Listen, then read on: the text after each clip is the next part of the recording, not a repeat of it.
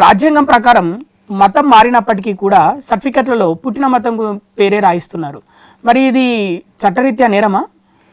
చట్టరీత్యా ఖచ్చితంగా నేరమే. ఇది 1993 regulation issuance of regulation of community certificate act ప్రకారము, దాన్ని 1993 క్యాస్ట్ సర్టిఫికేట్ యాక్ట్ అంటారు దాన్ని సింపుల్గా చెప్పాలంటే. ఆ యాక్ట్ ప్రకారము ఎవరైతే తన మతాన్ని తప్పుగా ధృవీకరిస్తారో, తప్పుడు సర్టిఫికేట్, ఫాల్స్ సర్టిఫికేట్ తీసుకుంటారో వాళ్లకు 3 ఏళ్ల జైలు శిక్ష ఉంది. ఇది ఖచ్చితంగా ఇది తప్పే, క్రిమినల్ చర్యనే.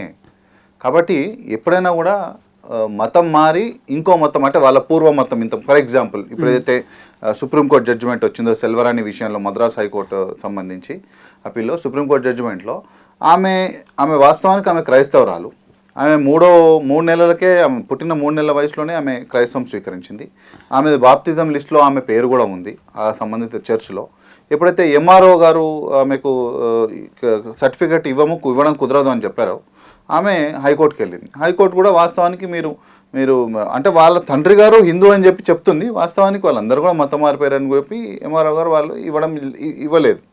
ఈమె బాప్టిజం తీసుకొని వాళ్ళ తల్లిగారి ప్రభావంతో బాప్టిజం తీసుకొని బాప్టిజం జీవిత విధానంలోనే, క్రైస్తవ జీవన విధానంలోనే ఆమె ఉండడం జరిగింది.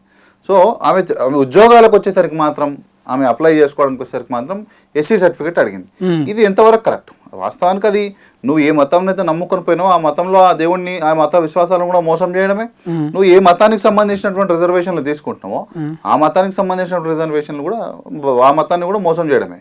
అంటే బాబాసాహెబ్ అంబేద్కర్ గారిని మోసం చేయడమే కదా, క్లియర్ కట్గా. అంటే వాళ్ళ వల్ల ఇక్కడ నిజమైన దళితులకు మోసం జరుగుతుందా? ఎస్, 100%. మా కాజ్ కూడా అదే. ఈరోజు ఎస్సీ రిజర్వేషన్ పరిరక్షణ సమితి గత 14 సంవత్సరాల నుండి ఇదే కాజ్ మీద కొట్లాడుతుంది. చాలా కంప్లైంట్లు కూడా చేయడం జరిగింది. మొన్న ఒక కంప్లైంట్ కూడా ఇవ్వడం జరిగింది.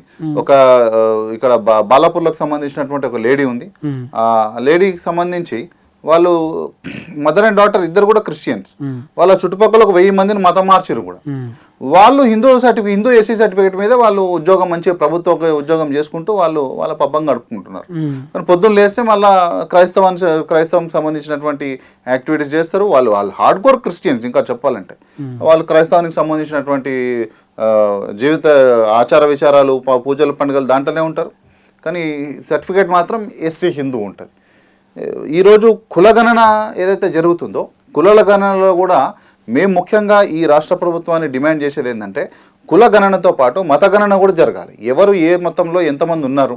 ఫర్ ఎగ్జాంపుల్ ఇప్పుడు ఈరోజు కొంతమంది చర్చికి పోతున్నారు, చర్చికి పోయి మళ్ళీ ఎస్సీ హిందూ సర్టిఫికేట్లు తీసుకుంటున్నారు. ఈరోజు కులగణన పేరుతో మరి ఎంతవరకు కులగణన జరుగుతుందో నాకైతే తెలియదు. ఎవరిని కుల అడుగుతలేరు కింద ఏదైతే జరుగుతుందో. కానీ ఎప్పుడైతే ఈ కులగణనకు సంబంధించి చర్చిలలో ముఖ్యంగా వాళ్ళ సభ్యత్వాలు, వాళ్ళ బాప్టిజం సంఖ్య, వాళ్ళు ఎంతమంది ఉన్నారు, ఎవరు, వాళ్ళ వివరాలు తీసుకొని వాళ్ళను క్రైస్తవులుగా అఫీషియల్గా వాళ్ళని డిక్లేర్ చేయాలని చెప్పి కూడా మేము డిమాండ్ చేస్తున్నాం.